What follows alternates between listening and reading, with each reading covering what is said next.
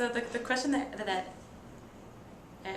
Eric typed up for me was, but before you found out there was help for stuttering, how did you think your future looked?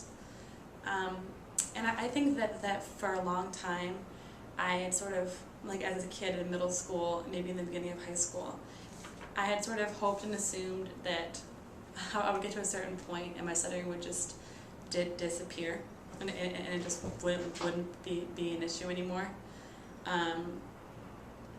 I was like, oh, when I go to college, I won't be stuttering anymore. When I go and get a job, or when I have a family, or when I have kids, I won't be stuttering anymore. So that was kind of in the back of my head. So when my parents would try and get me to go to speech therapy or get me to, like, you know, address it as a problem, I'd be like, okay, no, because like eventually it will just stop.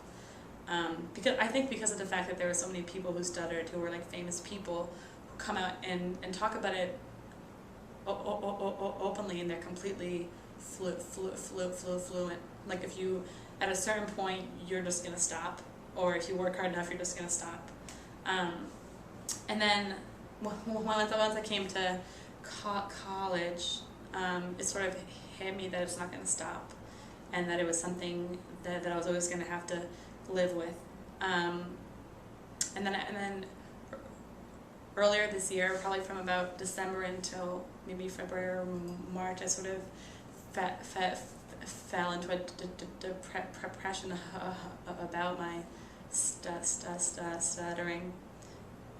When I kind of realized that I was alone in the struggle with it, and that I didn't think that I had any realistic hope to address it.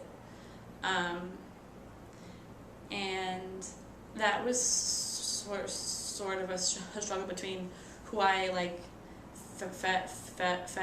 felt I was, which is like a person who has like these passions about things and these interests and friends, and I'm happy and I'm successful, all these things, and then who I what was in a different space, which is someone who was scared and felt sort of hopeless and lost and just scared. So that was how I felt before I realized that I could find help, and not just help but support, and that I could also find ways to sort of support myself more strongly, and be a little bit more kinder to myself, and that I could live happily and like successfully with a stutter. And that's not something that has already like happened completely. That's something that I'm currently working on.